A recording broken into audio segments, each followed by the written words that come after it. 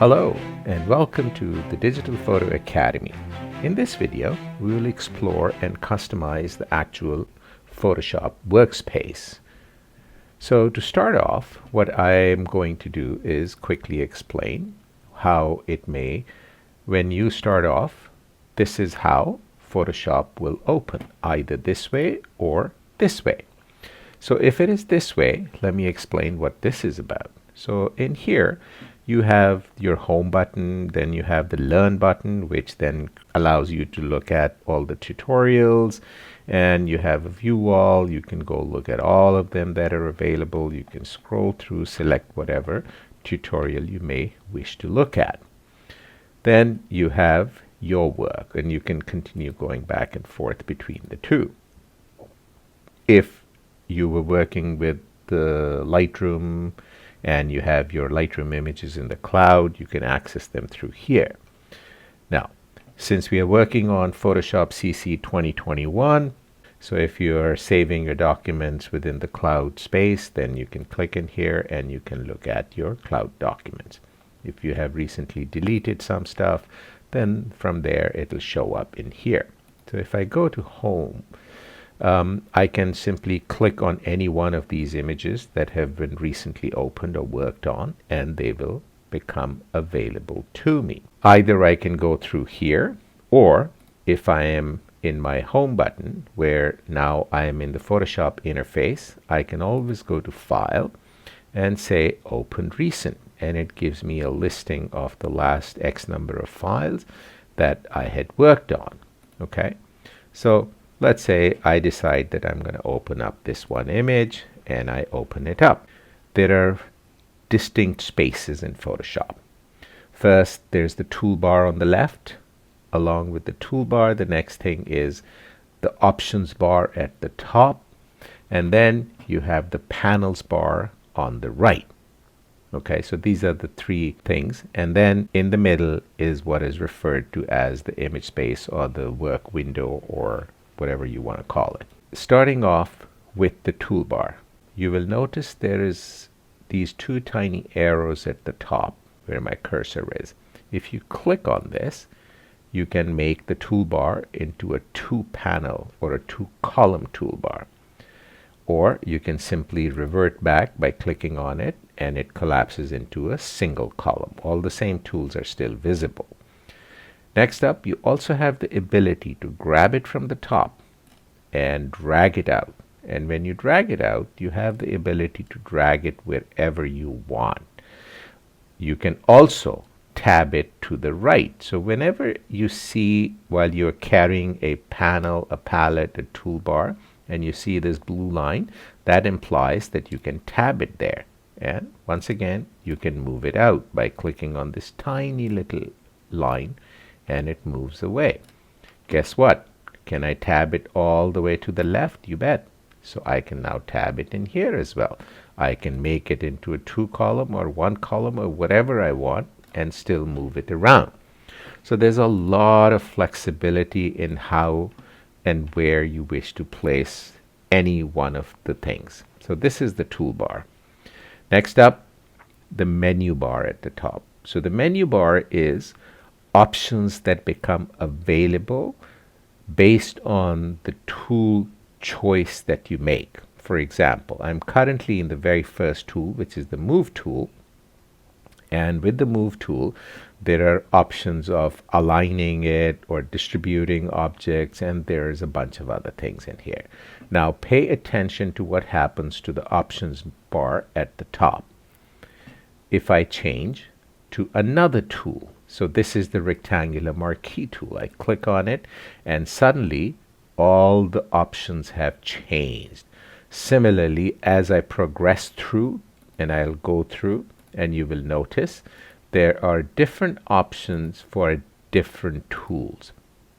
This is important because whenever you choose a tool, you will also potentially be choosing one of the options or multiple options and modifying things, so you must understand that. Next up, on the right hand side over here is what is known as the palettes. So Photoshop has God knows how many palettes. The important thing to recognize is that you can invoke any palette that you want at any given point in time by simply going into the menu at the top where it says window, and you can choose whichever palette you want. Anything with a check mark is a palette which is currently active. Okay? Now, so if I decide, hey, what's this palette? Because I don't even know what it is. So you can place your cursor on it and it gives you an idea of what it is. Or you can simply drag it open by grabbing it from one corner, and the text for it will become visible to you. By the same token, in this second one over here, since I opened it up, it kind of worked. Or you can collapse everything. It depends on how much space you have and how familiar you are with these particular panels. Then you also have the ability to drag everything away and not have it dock but keep it floating. So if you click on any one and then you click back, it either opens up or collapses. Same happens with everything in here. Now the difference is, what you need to recognize is you will notice that there are very faint dark gray lines which are separating certain things. So these are groupings. If I click on this, it shows me additional panels or palettes underneath it. You always have the ability of opening it and stretching it out if you so desire. So I'm looking at multiple tabs and I can always click and collapse it. So these four were available in here. So that's what the separation is all about. So if you clicked on properties, along with it comes adjustment and libraries over here, and you can go through that. Okay. Same idea is with layer, channels, and paths. So just recognize this. Now you have the ability to actually create your own groupings or set of palettes that you may want. Since we are fundamentally, or I am fundamentally focusing on photography, based on my experience, I'm going to make certain recommendations that are relevant to photography. But at the end of the day, it is your choice of what you choose. So to start off, what I'm going to do is I'm going to go into the window menu, go into workspace, and I'll simply say reset essentials. So what it has done is it has reset it to whatever the basic was. Okay. Now at the same time, if I am talking about photography, why the heck not go into the workspace and choose photography by default?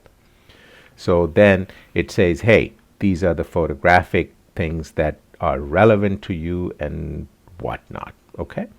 So let's see what is relevant to us. So to be able to customize, I am going to drag it out and spread things out and then put them back together.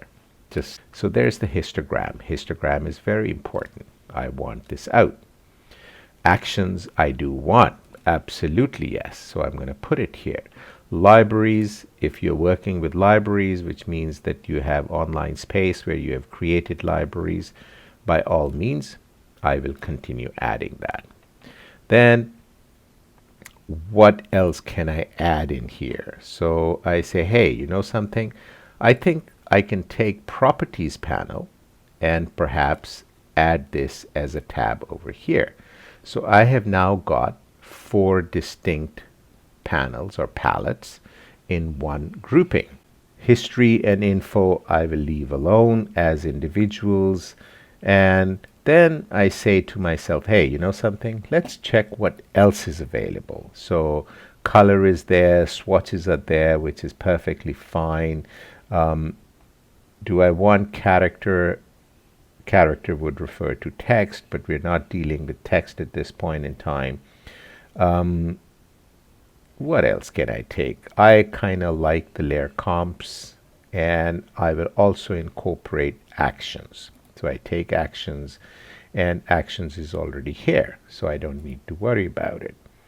Layer comps, it's by itself, so by default it gets added in here. You notice layer comp, and interestingly there's a little thing with notes, so you can actively create notations in here with regards to whatever work you may be doing. I kind of like that, so I'm going to leave this alone, and then I decide, hey, I'm going to take this and tab it directly underneath it. So now this has become a part of the whole thing, and this could be my optimal workspace. But perhaps to start off, I may want to see all the text associated with these icons for the sake of better understanding and knowing. So I'm going to grab it and tab it to the right window, which I can open anytime I want, or I can close it, or I can collapse it in an icon form and still be able to open it.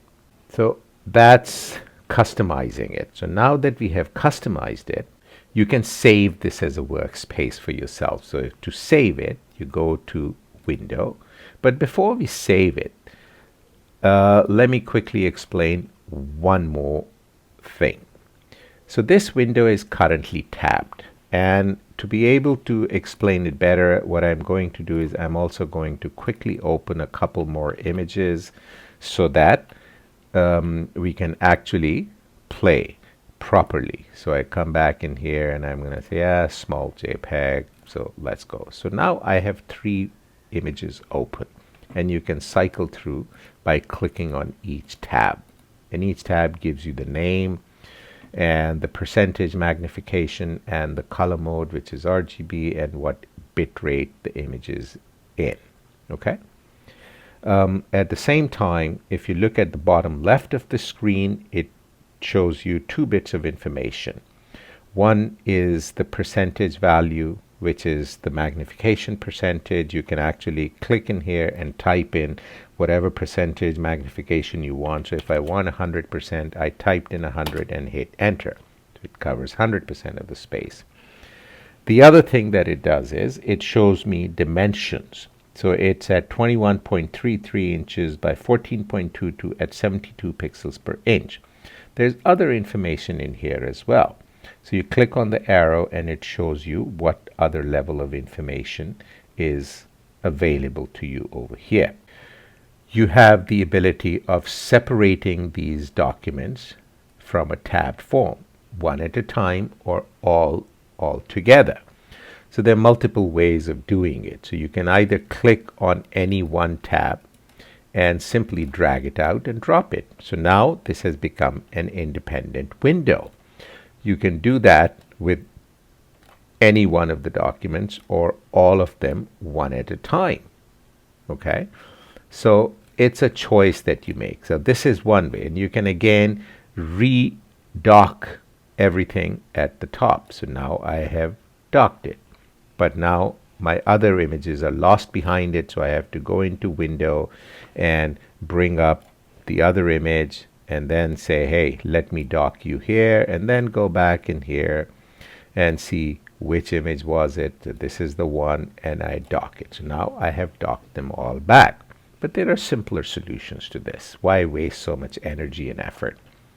If you go into Window and you come into Arrange, you can say float all in Windows, which will take all 3 documents and float them independently, like that, right? So, and again, you can go back in Window and Arrange and say consolidate all to tabs, and it'll consolidate all 3 of them in the tabs. Or whichever file is the active file, you go into Window and go to Arrange and then say just float in Window. So as you click on float in Window, just that file becomes a floating document. And there are many reasons why these things are relevant and important. So for the time being, I'm going to consolidate all to tabs. Having done this, next thing that you should understand within the workspace is a couple of other things. So while you're working on a document, you want to save the workspace the way that you have created it, because if you shut it down, you're going to lose it without saving it. So if you go to Window and you go into Workspace, you have a possibility of saying New Workspace. So here you can say, hey, I want this particular workspace, so I'm going to call it my workspace. Okay, and you can delete it or you can add more. That's not a problem. So within this workspace, you have an option. You can see it says panel locations will be saved in this workspace. Keyboard shortcuts, menus, and toolbars are optional. So if you had made any changes to the keyboard shortcuts or the menus or the toolbars, you could simply click on these one at a time, one if you wanted, or all three or two, whatever, and simply say save. So what it'll do is it'll help you save that workspace for all future times until you, for whatever reasons, may have to reinstall, and then you can reinstall that workspace later on. So if what I have done is I've saved the workspace, what if I, for just being difficult, I take this tab out, I take this panel out, and I make it nice and large, and then I take my adjustments panel out, and I also take my layers panel out, and I also take my another one out, and having done that, I say okay, now, oh, I forgot to take out the histogram panel, so let's take this out, and I want to enlarge this, so I'll say okay, give me all channel view, whatever it is, and luminosity. So I have done that. So now I have a total disaster. I can't see the image, everything is spread out, and I need to resolve that. Very simply, all you have to do is go back into Window, as opposed to trying to grab each one individually. Go into Window, go into Workspace, and simply say Reset Workspace. So remember, I had saved it as my workspace, so I click on Reset My Workspace, and guess what? Everything goes back to its default position. And basically, that's the principle of a workspace and saving a customized workspace. Now, there are additional things. Remember, when we were saving the workspace, it was talking about shortcuts and menus and toolbar. So just to kind of leave you with something to mull over, you see these three dotted lines, and we're going to cover this in a separate video. If you keep it clicked, it shows you a bunch of other tools, and at the same time on the top it says Edit Toolbar, and a dialog box to customize the toolbar appears, and you can actively create your own, save the presets, or load any presets, or restore to defaults, or whatever you want. So this is one thing. The other thing is, if you go into Edit, okay, so you have keyboard shortcuts, okay, so you can click on this, and then you have application menus, panel menus, tools, and task spaces, and you can create keyboard shortcuts for each one of these things. That's another one of those wonderful, wonderful things. Then if you come in here and you come to menus, so when you come to menus, once again you have options of, remember, this was available to you before, and there's the keyboard shortcut. So I just took the long route. You could have done it right then and there. And once again, if I click on File, it expands itself, and it says, hey, there's no keyboard shortcut, or there's no particular menu. Do you want to see this? I would love to see it as a red menu. Is there a keyboard shortcut associated with that file? New? Absolutely yes. So there's Command N. If you were on a Windows computer, it'll be Control N. Otherwise, everything that we have done is exactly the same between a Windows platform or a Mac platform. So no changes whatsoever. So we can do a whole lot of customization to Photoshop to suit our purposes, because Photoshop is many things to many different people. I hope to see you again with a few more videos. Take care of yourself, and thank you for watching the video.